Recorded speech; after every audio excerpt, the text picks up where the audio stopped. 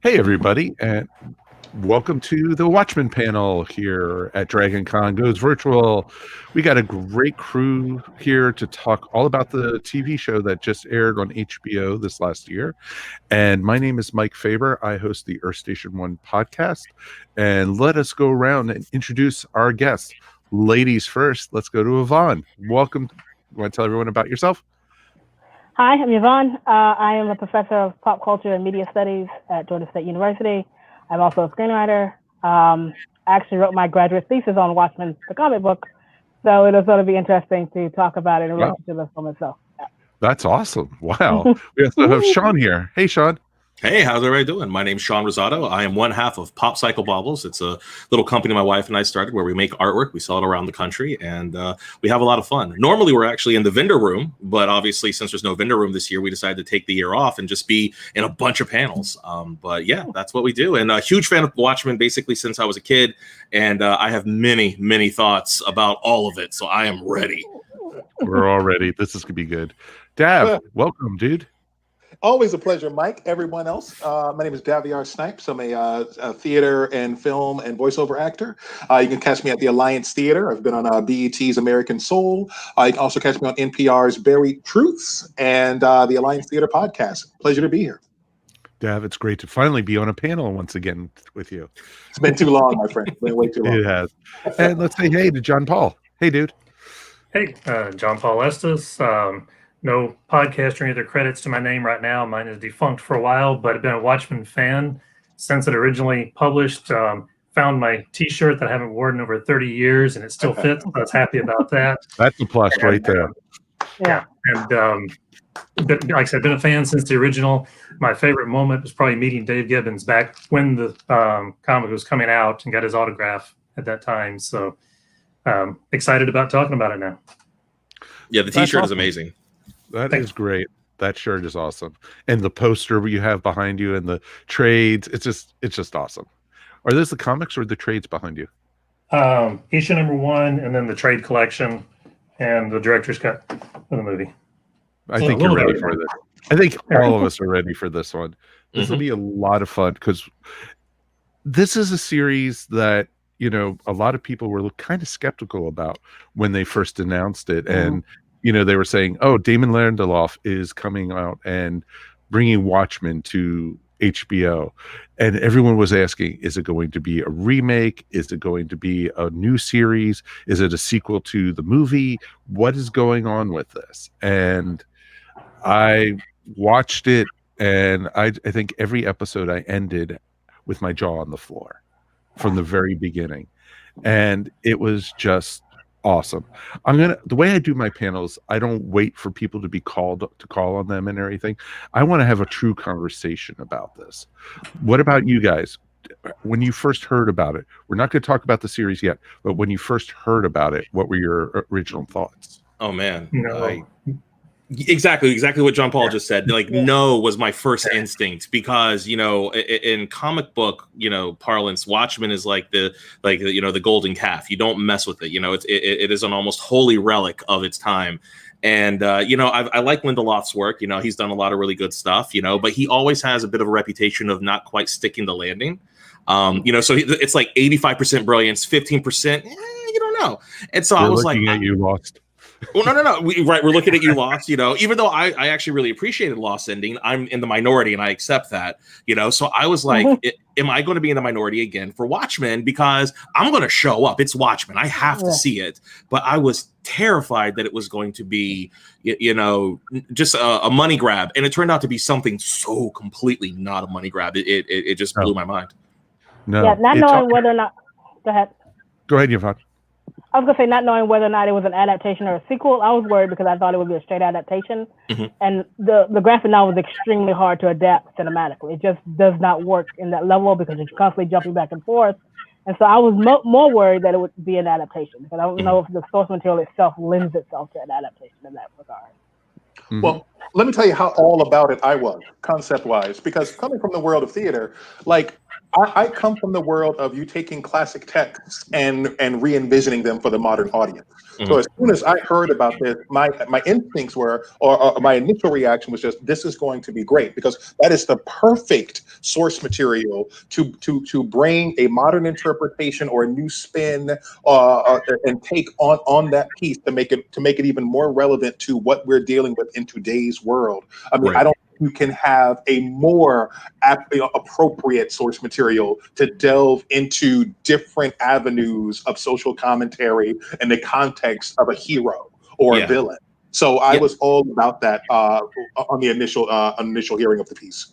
Yeah, and I think that is really what you hope would happen, but you're not quite sure, because you never know. When you hear, oh, they're bringing this property to the screen, you don't know, are they going to actually try to do something that's going to be original and move the story forward and really explore it with some subtext, or are they just going to go for, look, it's Watchmen, superheroes, and of course, if they did that, it would so be in the face of what the original source material was. It would be a betrayal. And what I think was amazing was Lindelof not only, I think, elevated the original source material, he just pushed. So I think Davey I mean, exactly. That's what you hope, and that's what we got. Right, John Paul. We hope for it, but I was just going to say, my first gut was no. Like I said, no, don't do this. And then as I heard just that much more, I started hearing him talking about how this would be the follow-up to Game of Thrones, not a sequel to Game of Thrones, obviously, but HBO's next big thing. Wait a minute, did I watch the wrong series there? White Walkers just come roaming in with Rorschach masks on. TikTok. And just wasn't going to work. I knew this was not the type of property that would grab the general audience in the same way. And then you heard sequel, prequel, adaptation, back and forth, and then the first, probably going a step further than you wanted, but saw the first trailer. And honestly, the first trailer made me not want to watch the thing at all. The first trailer, I thought, my opinion was it was complete garbage. Just complete opposite of what the show was, but I hated the first trailer. Okay. Yeah. No, that's understandable, because I think that's fair. It was really it was confusing when you saw the first trailer, because you didn't know. It's like, wait a minute, this is Watchmen, because they showed characters we didn't know. Then you saw a lot of people wearing Rorschach masks, and you were just like, what is going on here? You had no clue what all the way until you saw the first episode. You had no clue what you were going to get and everything. And that's what made it real interesting. And then them starting up in a world where the disaster of New York already had happened. And you had, this is like 20 years later, because this is present time. This was supposed to be 2019. Right. And, this was the world that, back in the early 80s had the disaster, and they had to evolve since then. There were, superheroes pretty much were now police officers and everything. It was, and another big thing that they did take a huge chance with is they based it all in Decatur, Georgia. Tulsa, Oklahoma. Yeah, I remember when I heard about it being in Tulsa, Oklahoma, and I was kind of like, the first thing that happened was I was like, why? I was like, Watchmen is so much New York. I was like, why? And I was like, you know what? And sometimes this is what you have to do, and this is what I tell a lot of my friends, which is if you're interested in a property, but the source material or the rumblings you're hearing doesn't quite make sense, watch it and then make a decision. Don't just automatically write it off, because sometimes there might be a stroke of brilliance that you don't see coming. And I think Watchmen is a great example. If you told me that the Watchmen series was going to be in Tulsa, Oklahoma, and there was going to be only cameos in some cases of the main characters, I'd have been like, why make a Watchmen then? But what they did is did such a great a job of really explaining why and bringing it all together. It really, really sung. I thought it was a really good evolution of where the comic book series ended, and then, evolved. And I'm glad they didn't focus on the characters from the movie, because then it would just almost be a remake. Right. And they touched on so much more with this. They touched on parts of history I had no idea about. I had to go and research it. And, I don't remember anything about the Tulsa, Oklahoma massacre. I never learned that in school. I never learned about Black Wall Street. I never learned about any of that, the importance of Tulsa at all.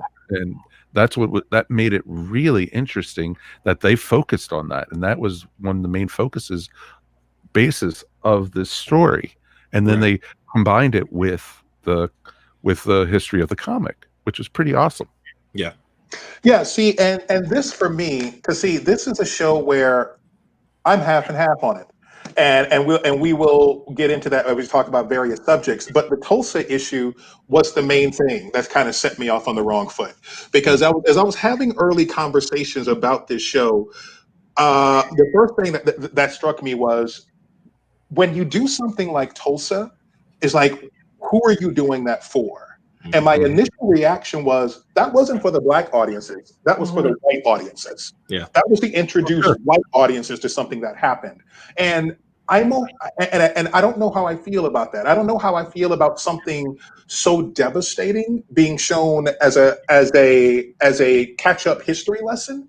And it's like, if you're going to do that, then I'm already like tense because my first impression is, okay, so where are we going to go with this? How are we going to connect this to everything else? Because it's like, if you start off with the scene at the Holocaust, then where you go from here has to be taken with gloves that are very serious and that are very connective to the overall story.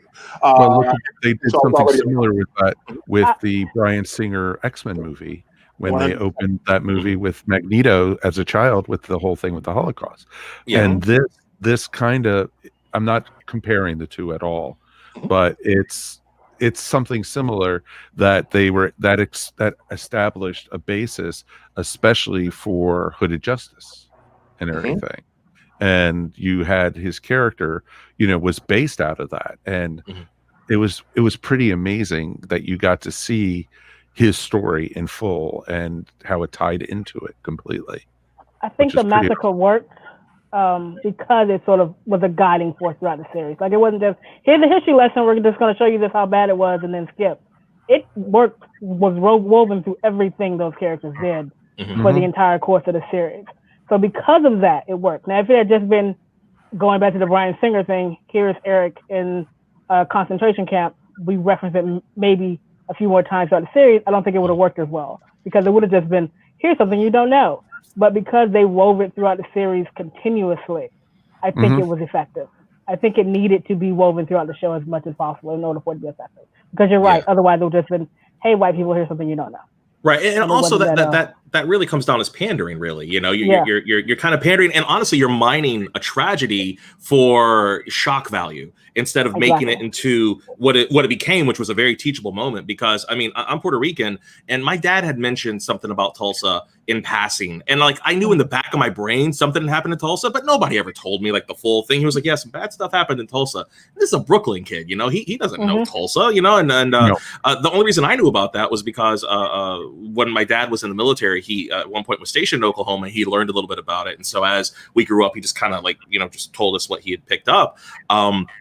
And so to see this, it was like, holy, what? Why don't we talk about this? And it really is, I think what Watchmen did, which was so brilliant in this show, which is it really put on Front Street how easy it is to just, and of course, forgive the term because it's exactly what it is, whitewash over the parts that we don't want to look at.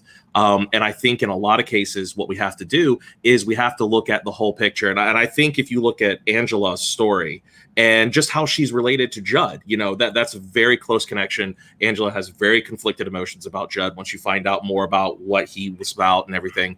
But ultimately, you could tell that she was a woman who still loved that man, but she was like, okay, but he had done some repugnant things.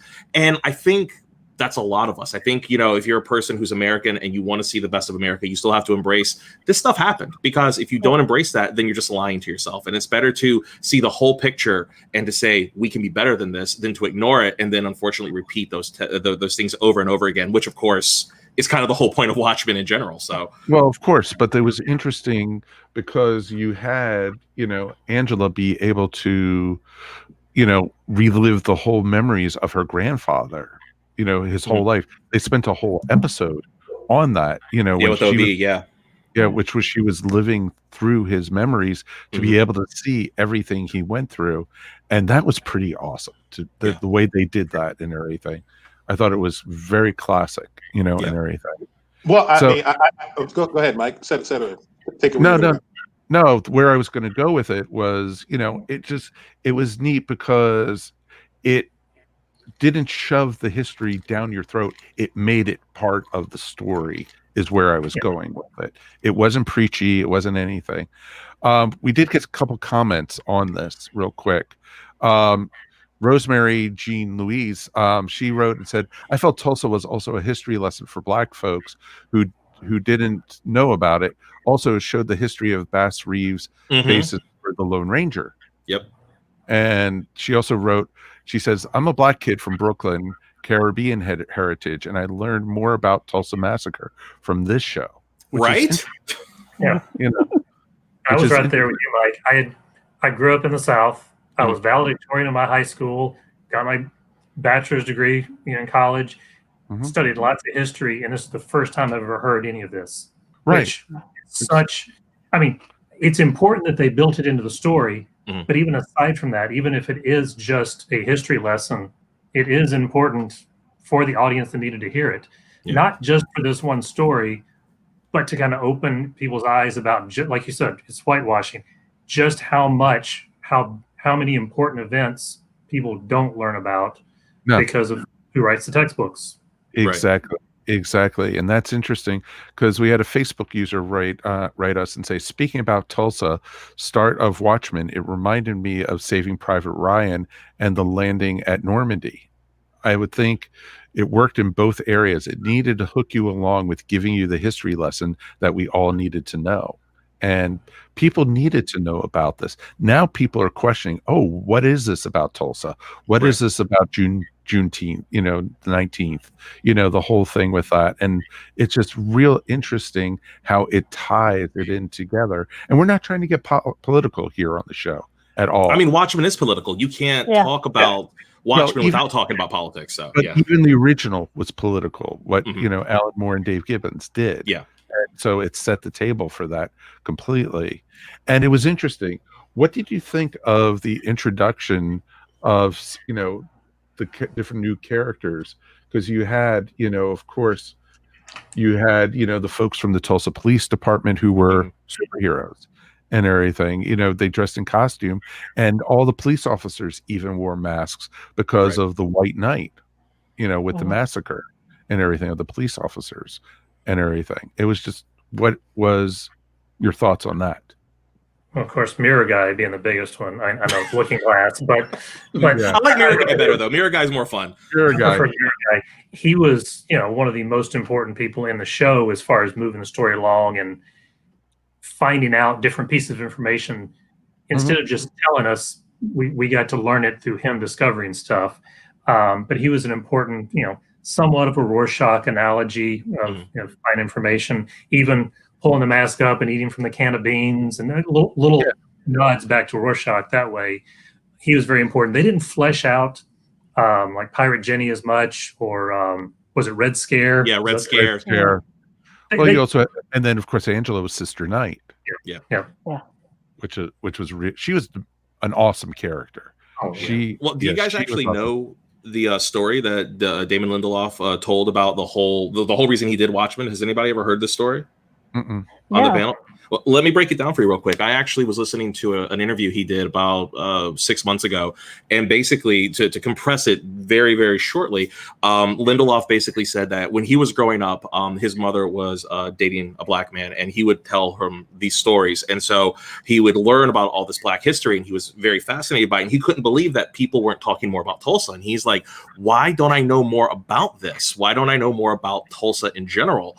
And so as he kept hearing about the story and learning more about the story, he just kind of forgot about it, and it was just kind of percolating in the back of his head. And HBO, for like the better part of a decade, kept coming to him saying, "Can we go ahead and do this Watchmen series? Can you come on board?" He was like, "I don't want to do Watchmen. I don't want to do Watchmen." And then he realized Watchmen's political. Watchmen's always been political. There's a lot of racial tension in America right now. people need to know about Tulsa. And he decided that if I'm going to tell the story, it's going to be the story of Tulsa, its descendants, and it's specifically going to be about how everything ties into Angela Abar.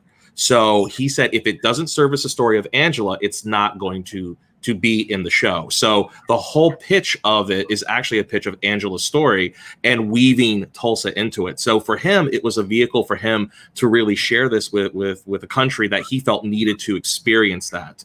And I think that's a pretty telling reason as to why Sister Night and Angela is so compelling in the show. I mean, she just destroys this every single second she's on screen. You're just like, oh, she slays. So see, she is awesome. Go ahead, Dav. Go ahead. This is my issue with a lot of aspects of the show, and I thank you for bringing that up, Sean, because there's a lot of things. You said a phrase earlier that's been sticking with me, and it was not sticking the landing on a certain thing for Damon Lindelof in his past. And what I got from this show is very much, I feel the passion of a writer who wants certain stories to be told, but who wants certain aspects of the experiences of Black America and of Black people in this country to be out there, but the dots aren't connected in some aspects. Like, for instance, Mike, you brought up earlier about the cops and the concept of how the cops now have to wear masks. And if we're talking about our perspective from an audience standpoint, that was terrifying to me. Because for me, like what the cop represents to a Black man, it's already a connection of tension. And so you're talking about a cop in a fake mask where the identity is being held. That to me is one of the most terrifying images in the world, because not only do I now not know your badge number, I now don't know your face. Right. So that to me of the person with the gun who has control over my life, who I don't know, that's something that's imposing to me. And so I wanted there to be more of maybe a conflict or of a sense of, let's deal with what that truly means, because this show was made. I mean, this show came out in recent times, so this is very much on the minds of everyone. So it was. So it was very so we're it's not like we're unaware of police brutality in the Black community. So I wanted there to be more connective tissue between what that truly can represent to a black person or a Black audience member. If Lindelof, as he says, is so concerned about putting out these ideas of the Black experience. Right. Actually, we have. Go ahead, Yvonne. I was going to say, I actually thought the cops were intended to be a bit terrifying. I think because if you look at it, Angela becomes the only, and as far as I can recall, it's more or less, other than the cop who was killed at the beginning, the one person of color. She's a Black woman in the police officer, so she is our guide through that system. So even as a Black woman, as a cop, we see her encounter things that are sort of, she likes her job, she respects her job, but also she understands there are people in her job who are dangerous and who are hidden, and she has sort of searched through that. So I think having them wear a mask sort of puts a visual perspective on the fact that a lot of these people aren't who they say they are. In order for us to sort of understand that, we put them in the mask. So I think they are supposed to be terrifying, because we aren't supposed to know who's good or who's bad. Right. And so I thought the show that's the amazing thing about it. We actually got another comment on that thought anyway. Martin wrote, after this summer and the issues with the police, it seems a more possible future. Does anyone else feel like that right now? Of them wearing masks, you mean? Yeah, the mask stuff. Yeah, especially with the police officers under attack. And do you think that if, and this is going to go political. No, I hope they don't either, because you don't want that and everything. And Molly actually just wrote, it was so on target, and the cops were terrified, and the embodiment of hate and the systematic racism, and we're still struggling within this country, and the fact that makes Rorschach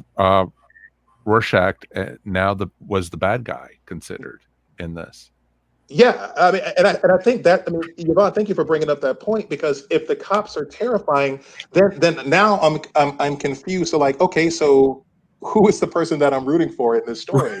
Because okay, the cops are terrifying, and then we've got the racists who they are also terrifying, and so it's like, who am I rooting for? Whose side am I on in this story? And it's okay to if you're going to have a story to like where there's nobody to root for, okay, but that's just where I was as an audience. It's like who is? I mean, we know we have these stories where there are no heroes, and that's always been like the subtext of Watchmen, that there is no hero, so to speak. But exactly, it was questioning who you should be rooting for in the series, and you knew that you had a favor towards Angela, but there was even things she did that were kind of gray. Yeah, when she dragged that guy into the meat locker and just beat the living crap out of him for 15 minutes. I mean, that's just because she's black doesn't mean that that's justified. That moment alone is, you're a person in official police power. You don't do that. Even when she's wearing the mask, you don't do that. You treat your suspects with respect. And she just lost it because, if I remember correctly, that happened right after Judd died. So she was reacting to Judd's death. Yeah. So she was just dragging a guy and, I'm gonna beat the living, and I like the fact that they show that sometimes power can absolutely corrupt, especially when you let your emotions get into sorry about that, my phone booped. I thought I had it on silent. When you let your emotions get too strong a hold of you. Well, exactly. That was, for me, that was her most Batman type moment. Yeah. Think about it. And I say one of the things that good science fiction does, though, if you think about it, go back to like Asimov, Bradbury, classic sci-fi is warn you about the possibilities of the future. Not necessarily telling you it's bad, but saying, here are the possibilities of what we're doing today and where it could lead. Be aware of that. So you think about it before you go there and keep that in mind. And I mean, it's just very timely, but I don't know if they were necessarily making a statement that masks are bad, because obviously in the pandemic, one type of mask is good. In this context, masks are bad. But I even thought it was kind of funny. One of the quotes that I wrote down a bunch of quotes while I was watching it this week, and one of the lines that somebody says are, "Masks save lives." And how many times have we seen that? All over the last 6 months, literally, you've seen that everywhere. Yeah, but they were saying it in terms of the cops in this, which obviously is bad. So I think this was his attempt at being a little bit of the, future prognosticator, warning signs. Think about it before you go there. It's important to do that. So you're not necessarily supposed to root for it. Just think about it. And that's the thing I wish Lindelof was clearer on, because by the nature of Sister Knight wearing the badge, by the nature of Angela being a cop, a cop dressed in black, whose face isn't covered, I'm already suspect of which side she rides. And I think it makes a hell of a statement for the lead black female to be an officer of the law, because too much in the black community we are aware that just because you're black, just because you're a black cop, it doesn't mean you're automatically going to be on my side, because as I said earlier, the position of that badge automatically puts you corrupts you to that team. It makes you a part of the team. So automatically there's going to be a separation. So to have that and have that be where she starts off at, you already as an audience don't know how to respond to her. I'm sorry, Yvonne. I think I cut you off. If you think about it, remember that scene where they went to that housing trailer park area? That trailer park. What was it? It was the Nixon trailer park, I think. The Nixon trailer park. And they started rounding up everybody, and it was just like, this is just like a Gestapo or something like that. And it was just, and they had no problem with it. None of them did.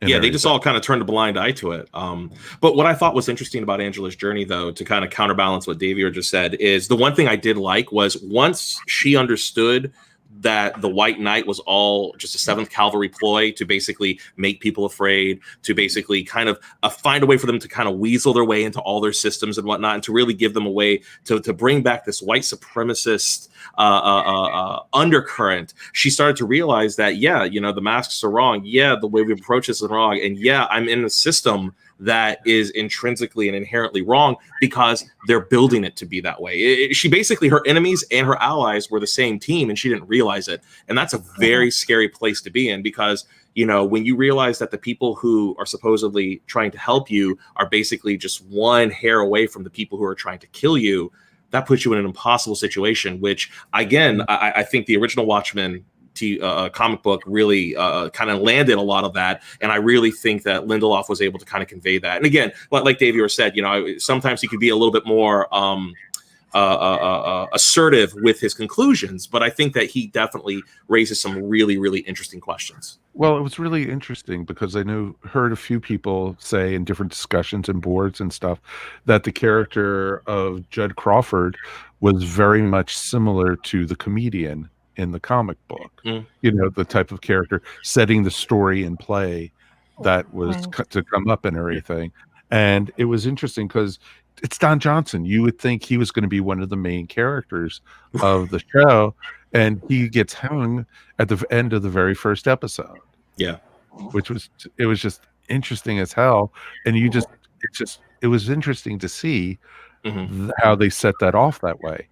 And I also liked how they did tie the original characters into the story and everything.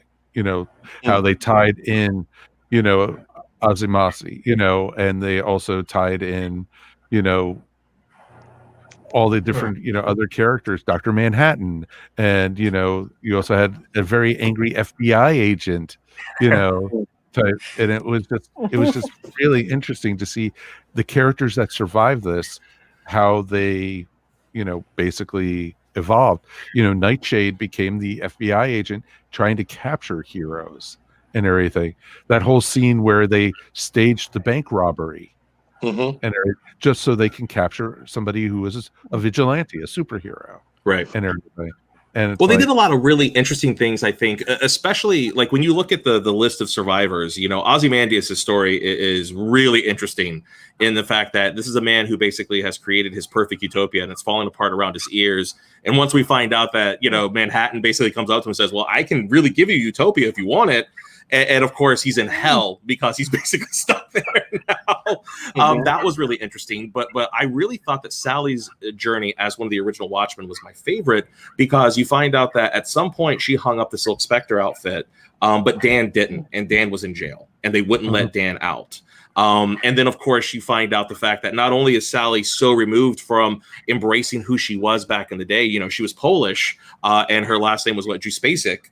And she doesn't go by that anymore. She goes by Jupiter again, because she's making a level of separation between her past with her mother and the superheroics, and she's globbing onto that artifice. And of course, her being lost trying to find Dr. Manhattan, and of course, his whole story. The way they wove that stuff together, I thought was really interesting. And I thought that Sally's hard, grizzled, the world has screwed me so many times, I just don't care anymore. Point me at a target and I'm going to bite it, was a really interesting development for her. Yeah, I think we definitely have to give a shout out to Jean Smart, because when she comes in, I mean, it literally brings an energy to the show that is completely fresh and kind of takes over the show for a second.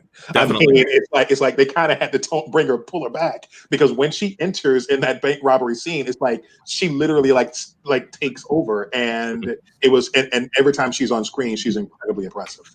Well, do you remember though? And sorry to correct you, Sean, she didn't go by Jupiter in this episode. She went by Blake. She went by the comedian. Oh, that's right. She went by the comedian. Sorry, I screwed that one up. Yeah, that's right. You're right. Exactly. Yeah, because I remember she was getting closer to her father and getting away from her mother. That was the big thing. And you're right. It was Blake. It wasn't Jupiter anymore. Exactly. So it was just interesting to see that, you know, she became almost like the anti-superhero. Not an anti-hero, but the anti-superhero. She became the straight-laced FBI agent who was there to capture the superheroes, and then, you know, having to be sent to Tulsa to investigate the death of the police chief. And I do think that's a brilliant concept. I think that's I think that's an idea of this new version of the show that works really well. That you're someone who lives long enough, like you're the hero who's lived long enough to go to the other side, where you now stop those who are trying to be what you once were, because for a multitude of reasons, being that you see the hero as just as much of the problem as the villains are, or that the hero or what create the villains, whatever that may be. That is a fascinating concept, to have the former hero now stopping those following in her footsteps. And I thought it was pretty smart to have our partner sort of be kind of a superhero groupie. Oh God, yeah. Sort of she rejecting that life and like, this is what we had to do, and it sucked. And so to see her evolution, and to see someone who envies that or enjoy, or liked that so much, and her just trying to shut him down, like that's not what it was. It was nice for her to have that foil embedded in the show. But hilariously so, she still sleeps with him. Right. So but there's something about his acknowledgement of who she was that still gets her. Because it still excites her enough that she sleeps with him, and because he does have that reverence for her. Right. Oh, Yeah, they're all exactly. They're But all she very also complex. exactly, and she still also has the memory of John also. The whole that damn sex toy that she had. Right. That it was just like, oh Jesus. It was just like, but then her going to the talk to Dr. Manhattan booth. Yeah. And everything. That was kind of her strange. joke. Yeah, her joke that she tells him. Mm-hmm. It wasn't about the joke. It was getting into her head and how she sees the other characters. The way she describes Ozymandias and Dan, Night Owl, and the way she describes John. From her point of view, you can see why she has become this anti-vigilante FBI agent. That's her viewpoint of the world and everything. So it gave you all of that in context, without having to have the word balloons in the comic. I mean, it lets you see inside her head in a nice creative way. Everything about the writing on this was good. And I think that's some of what they did is they wanted to make sure it was entertaining and the writing was engaging and not necessarily answer. When you'd mentioned Lindelof always nailing the landing, I think in some of these things, he's trying to tell an entertaining story and raise questions and not answer them. I think he's trying to get questions out there in front of people. And by the way, while you're thinking about that, here's more story. Right. Yeah, he definitely wants you to draw your own conclusions in some cases. Absolutely. But by the way, I wanted to give you a special shout out, John Paul, for that amazing analogy for how to incorporate the thought bubble by being in the Manhattan booth. That I never even thought about that until just now. And that's a brilliant way of saying exactly what they did. That was absolutely fantastic. And I think it nails what they were trying to do there with that, with her being literally in that little blue bubble. That was her in a thought bubble. Like, I just want to give it up to you, sir. That was great. Well, and I liked how, she basically continued through the story, but she wasn't the hero of the story and everything, which was interesting. And, it was neat how Dr. Manhattan was pretty much in pure view the whole time. And you did not figure out until like episode 7 that it was Dr. Manhattan. He was hiding right there. And you were like, huh? It's like, it was awesome. I thought it was very well done. What do you guys think? Did you like how they portrayed him in the series? And from the flashbacks and everything? Yeah, I loved him. And that was, you're right. The first time through, I did not pick up on it until there at the very end. As soon as True kind of tells Angela she knows and Angela runs home, that's when it's like, are you kidding me? But the second time through, the number of places where they told you. Oh, yeah. They told you up front, just little things. The first time that Laurie Blake shows up, the FBI agent shows up at the funeral, and her and Cal meet for the first time, the shock look on his face. And throughout the funeral, when everybody else is focused on the speaker or the casket, he is looking at her the entire time. Right. He never turns away from looking at her. He's dressed in blue in some version every time he's on screen, whether it's blue jeans, blue shirt, blue something, except the one time when he's wearing nothing and they're having sex in the closet, she's dressed in blue and is wrapped around him. So he's always blue in some form. It's just little neat things. It was great. I think Thank you, I was gonna say, I think the moment that I sort of realized it was when he was talking to the children about God, and he was so stoic about what is or is not coming. Like, there's no death, there's no life, there's no after this. We are born and then we're end. And I thought that was the moment. Like, okay, who's gonna talk to a 5-year-old like this and showing no empathy for their dead parents? Like, I had an inkling of something there. Also, they cast Yaya, so I figured he'd play a bigger role than he was playing of just down on his luck husband or just noble husband. So I think I saw something there at that point. Exactly. Like the physicality of Yaya like stood out to me. Like, I think by episode 4, because also when Jean Smart is introduced, she has some random line to Angela where she talks about how sexy her husband is, and just the way it was kind of delivered, it was like, well, that just came out of nowhere. And then, as Yvonne said, you don't cast an actor like that with such a stature without him being someone later, because he carries too much of a presence for him just to be. He never has a job. He never goes anywhere. He's always at home. It's like, okay, so we know who he is, you know. And my only thing is with Yavia, I don't know if the vapidness was the performance or the actor. So, you know, I was a little on the fence about that. But so whereas Billy Crudup has such a great kind of connection of the God disconnect, y'all didn't quite nail that for me. So but I like the attempt of what they went for. Yeah, and I definitely agree. I mean, I think when you look at, and unfortunately, you have to draw that comparison to the only other person who's ever played Dr. Manhattan, which, of course, who else plays a god that's completely detached from reality in any other media other than Billy Crudup, right? So that's your go-to point. And Billy Crudup really is one of the standout moments of the Watchmen movie, which, of course, has nothing to do with this. So when, of course, you're introduced to the new version of John, he tries to get that level of detachment, and he does a very serviceable job. But I do give him a pass for one reason, which was that he had really come to rediscover his humanity, and it was bothering him. It was struggling with him. So the weird, awkward aloofness that he kind of had, I think was just him almost kind of rediscovering what it was like to be, you know, human, especially once he became aware of himself again. So I kind of want to give him a pass because I don't want to ding him, because I really liked his Dr. Manhattan performance, especially when he went blue. Oh my God.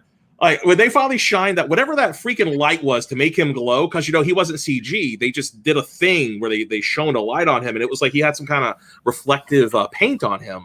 Okay, Sean. Sorry. Go ahead. Yeah, and he would just glow, and I'm just like, oh, I love that. I could not get enough of him, basically just walking around, just blowing people up and just looking all Dr. Manhattan-y. That was my favorite thing as a kid, and it's still to this day. Like any Dr. Manhattan, I'm all in for. I'm like, yes, and I loved it. It was great. I found myself. Oh, go ahead, Deb. No, go ahead. Well, I'm just connecting to what he was talking about, because I'm right there. I'm kind of with you, and I'm looking for someone that maybe helped get me there. Because a God Walks Into the Bar episode kind of took me off, because I didn't buy the connection that they were supposedly building at that table.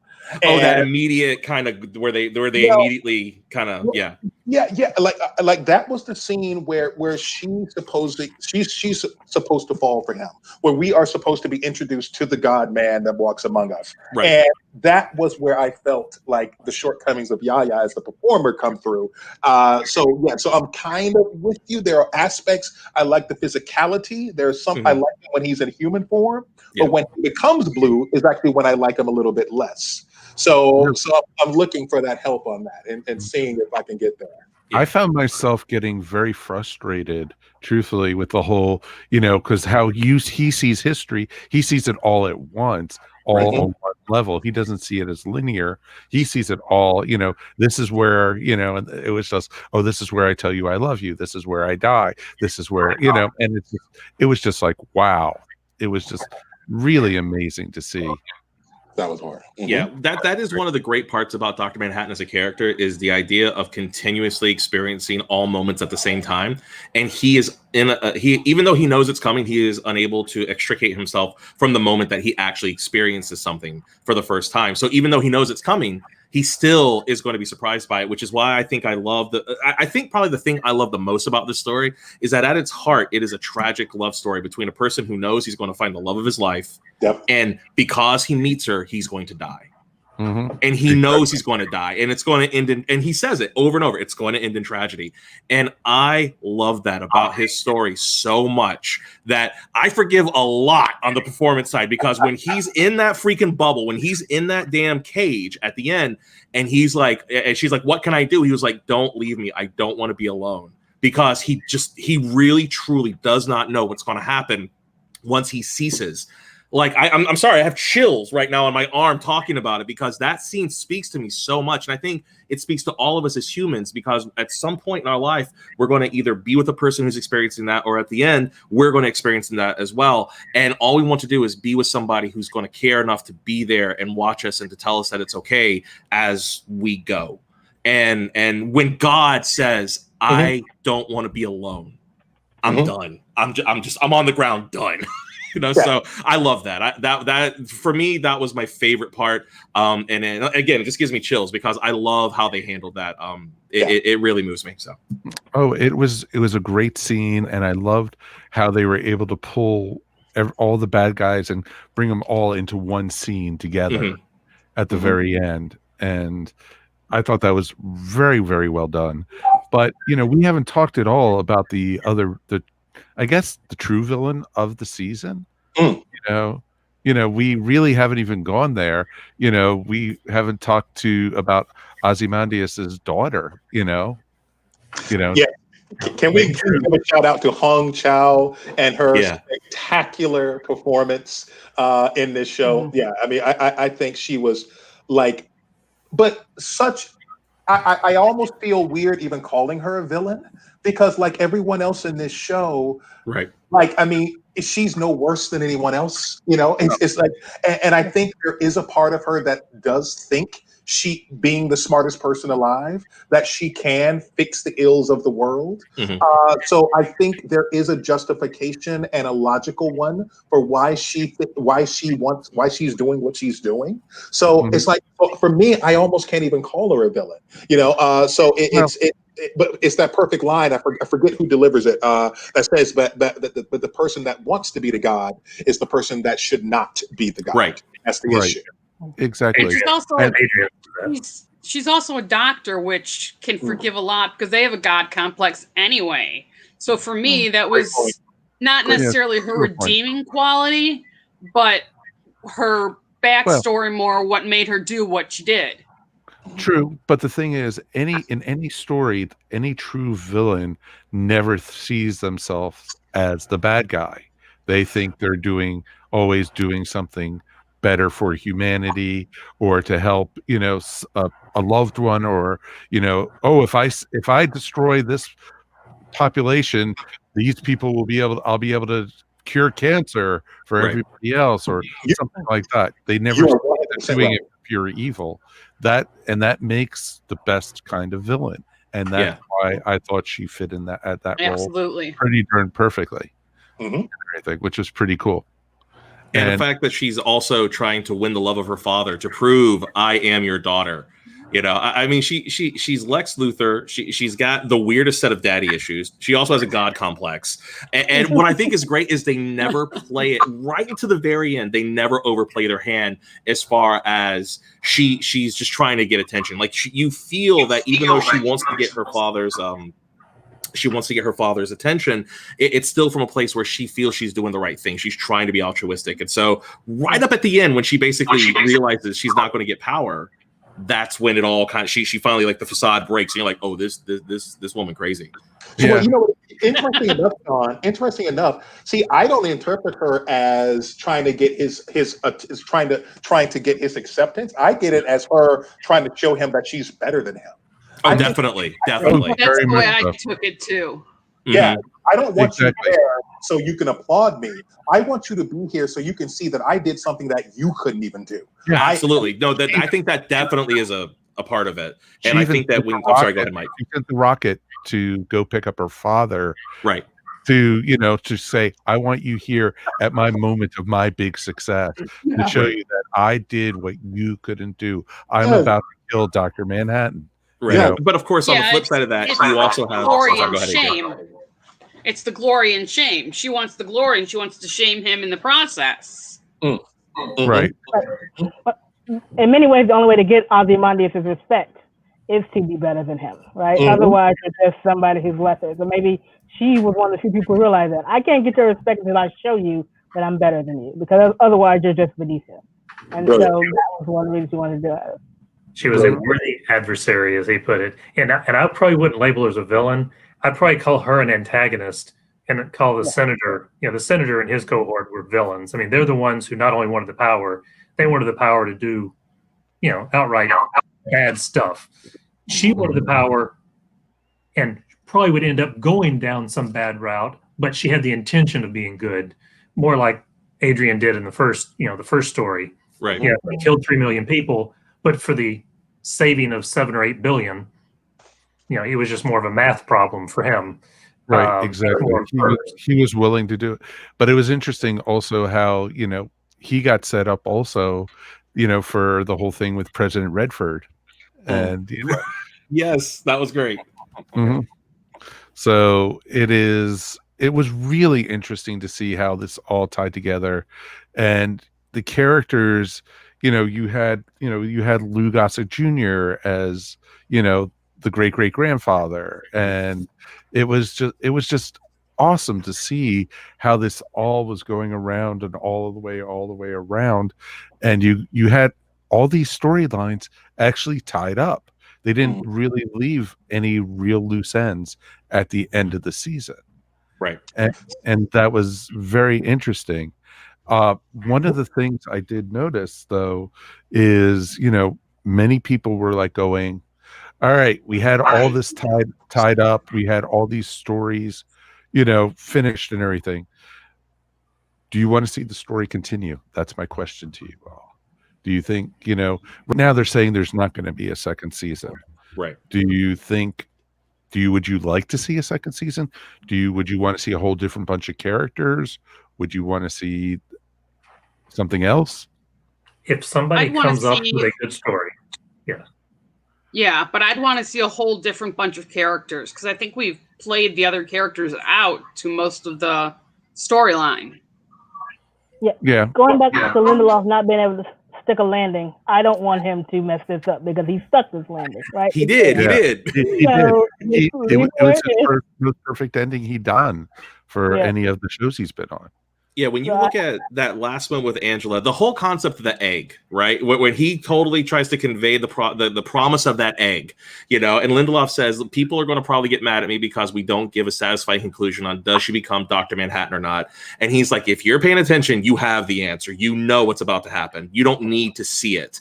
And he's like, that's why it's art. That's why we're not just laying it out. And I agree with him, because the one thing I would have loved to see was I would have loved to her start to glow blue. Or walk on water, just because that fanboy in me wants to see it. But at the same time, you don't necessarily need it because the answer is right in front of you. Yeah, and along with that, I mean, as just said earlier, we're getting feedback somehow. Yeah, I just heard that. But yeah, AJ doesn't have a headset, but it's okay. We do the best we can. So. Yeah. So to that point earlier, the way we said, the person that wants to become the god is the person that shouldn't become a god. There's something about how willingly Angela takes that egg that worries me a little bit.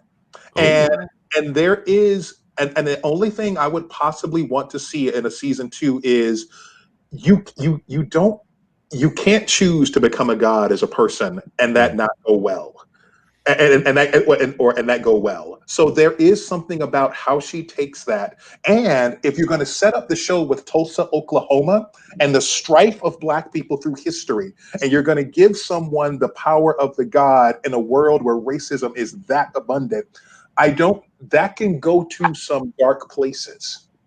And I'm really afraid of how a Damian Lindelof, Mr. Prometheus, Mr. Loss, I'm really afraid of how he could handle something like that. So I would be interested, but I think I would be more of don't go for it. Don't do it. No, I agree. I think it would be better with more new characters, new scenarios, and if we're going to go back to it. And you know what? It might be nice to take a couple years off, before they do that also. And I think they're going to have to beg Lindelof a lot because he said he's pretty much done. And this is the thing that I think you have to give HBO credit for. They basically said, if Lindelof's not involved, we don't want to do it. And Lindelof said, I told the story I want to tell. It's 9 and done. And I'm with Davey here. I'm like, leave it perfect, or leave it as close to as a perfect landing at 9.8 out of 10, or what I'm saying, instead of okay, let's put another season on there, please don't mess it up. So I would rather have us wanting more than them goofing it. No, if somebody does come along, because again, we were all worried when we first heard about this, who could top Alan Moore's original creation? And honestly, I won't say it topped it. I won't say it's better, but I would say it's the equal of the original. It's in a different medium. I don't even want to say which was better. Right. I really honestly think if Alan Moore could get over his being upset at DC and Warner Brothers and give this a chance, I think he would appreciate this a lot. Just as an artist, as a writer, I think he would appreciate it. And if somebody else somewhere down the line, be it a year or 10 or 20 or 30 years from now, has another idea, great. Do another story. They did leave some breadcrumbs. You have True's daughter, mother. She's still around. You have Adrian in jail. You have Dan. Maybe he's in jail. You have Angela. What's going to happen with her? I mean, you've got breadcrumbs and tell another story. And like you brought in Laurie and like you brought in, Manhattan and Vite, pull them in, but come up with an original story. And however long it takes, we can wait. Yeah. As long as they have Looking Glass in it, I'm okay. I thought he was a great character. And because he was almost like the everyday man. Yeah. In this. And he was like, he was the one who helped infiltrate the bad guys. He was the ability to show everyone this is, he was a total paranoid, especially after what happened with New York. And right. Actually, I was going to say, and he's of course the one who experienced this just on the pier. Right. And I love that we finally got the squid on screen. It's one thing I've always wanted to see, and seeing the squid and of course his whole experience right before that happens. Everything about what they call him, Mirror Guy. Wasn't that what she always called him, Mirror Guy? Yeah. I love that. The horrible look, the Mirror Guy. I love Mirror Guy. So but he's so good. The story that they had was horrifying for him. His backstory, how he was like, going basically to, preach and to, pasteurize or whatever they call it, make him into milk. Yeah, exactly. But, when they, basically go preach and try to convert people, and they went to Jersey City, which is across the river from New York, and that whole scene, the girl stealing his clothes. And, when he hesitated, he would have been dead if he would have chased after her, basically. Yeah. And it was just real interesting to see all the different side effects that from people who were, living in the city and everything like that, and, experiencing what happened. And then, his whole thing, he became a total paranoid about people reading his mind and everything, or being to that. Well, then I also like the fact that I thought one thing that I thought was very cleverly and extremely subtle in the storytelling was the fact that he was a bad judgment. He was a bad judge of character leading into that scene with the girl. And he dedicated his life on how to be able to read every person's tick, every person's give, every person's tell. So that way he would always know if they're telling the truth, if they're lying, if they're being forward, if they're being deceptive. And I like that that's how they kind of baked that into his character, was that not only was he there for the event, but it was also right before that, what was this just betrayal that shaped the rest of his life. And I thought it was just a beautifully constructed story that way. It was neat. Well, we're actually running out of time already, folks. We are already, we got 3 minutes left. So, we've already said, final thoughts. Let's go real quick. Yvonne, you want to go first? Your final thoughts on Watchmen, the series. Overall, I enjoyed it. I thought that it was a good continuation of the original show. We didn't get to talk about Lube Man, which is a disappointment. No! Yeah, we missed it. But overall, I really liked how they wove. I think Regina King did an excellent job as Sister Night, and good job. Okay, Sean. Absolutely echo on Regina King. Everybody who was in it, seeing Louis Gossett Jr. again in a role and just being a heavy, I loved all that. There is not enough praise for me for this show. It was a show on the first episode. I was like, what the hell is going on? But I was curious, and every episode after that, I was like, okay.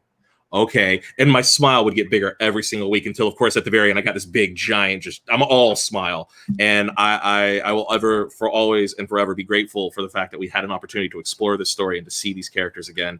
And I love it. That's awesome. All right. Dav, go ahead.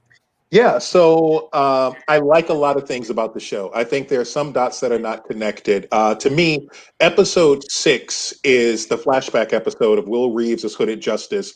It's the highlight of the entire season. Yes. And for me, I feel like if there was more if the show was more of that. It was more, if we went from Tulsa to more of that storyline of the after effects of this and how how it affects these people's lives on that kind of a level, on this more grounded level rather than this ethereal, other dimensional level. I think there are some other things that me as an audience member I could have connected to. But I think there are some great ideas there. I think it ends in a perfect way, and so I hope it stays here, and it's a great piece for for us to revisit and come back to. But well done in a lot of aspects of it. AJ, what about you? I thought it was great overall. I liked the thought behind the memory pills and the going back and being able to see what was going on. And I thought all the characters were well written, well portrayed. And I thought the storyline was, as someone else said, a perfect follow-up to the movie. That's awesome. Awesome. John Paul. All right. So it was a show that I dreaded all the way up until the first episode. Hated the trailers, but I gave the first episode a try because of the comics and having, gone month to month for an entire year reading the original comic and loving it so much. And I've never been happier that I gave a show a chance like that, for so many different reasons. It's such a good follow-up to the original. It's such a good original story. The Louis Gossett Jr. and everybody else who's in it did incredible performances. And I honestly think it's the best TV show of 2019. And probably because of the lack of new stuff this year, probably the best of 2019 and 2020, but definitely the best of 2019. Probably the most important show of 2020 with all the political and social stuff that it fits into that's going on without them knowing that that's what 2020 would be like. I can't praise it enough. I will watch this many times over the years, I know, and we'll probably see something different every time. I'm sure when we stop, I'll think of something I should have said. That's why I'm going on and on here, but I loved it. It was fantastic. That's awesome. And Ray Kumuro, you told me proselytize. That was the word I was looking for. So thank you. Everybody, thank you. I think the series was a great dessert to the main course, which Alan Moore and Dave Givens gave us. It was very flavorful, very tasty. Very nice, Sean. That is awesome. I did, one thing I did want to point out, the series pretty much ended where it started in the movie theater in Tulsa, which was pretty awesome.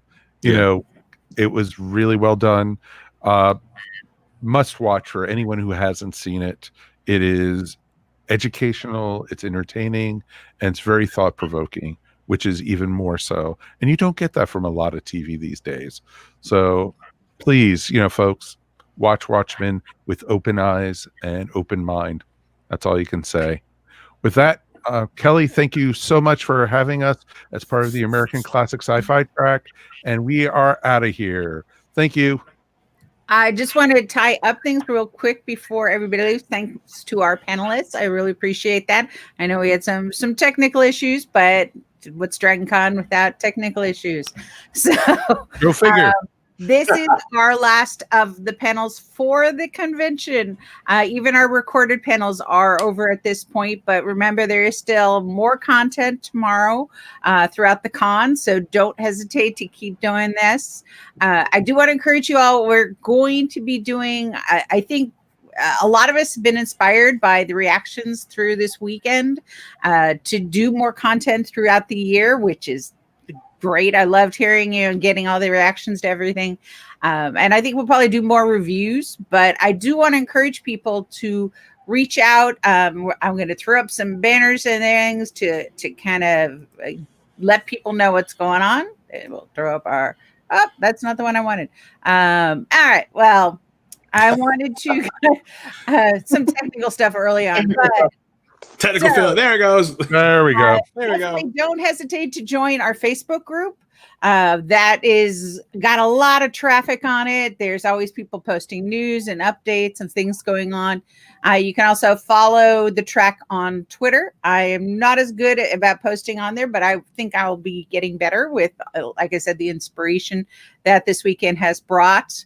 And of course, you can always email me at our tracks email. So I definitely want to get ideas for anything that people want to come up with for the year. I want to hear that stuff because it helps inspire me. I've gotten a lot of great ideas already this year for next year. So thank you to everybody. I appreciate y'all sticking around. And don't forget, we're going to be on the Discord the rest of the weekend still. You're welcome to come and chat about all the content we've had. There's so many things that I know we didn't even get to touch on with Watchmen, and so many things I was like, oh, wait. And I'm like, oh, I'm not in this. I got to keep quiet. So yeah, we should have gone for 2 hours, right? We could have easily. And I had told Mike if if it worked, we should just keep going. But yeah. So sorry, Sean. I could have let you keep talking. Let's be like Damon Lindelof and end on the perfect note. Exactly. There you go. That's a good way to look at it. I think you're right. I tend to agree. I thought at first I was like, why did they end it there? I want to know. And then in hindsight, the more I've thought about it, I'm like, no, it was a perfect ending. So Yay. All right. Thank you, everyone. And good night. Have a good weekend. Thank you. Bye.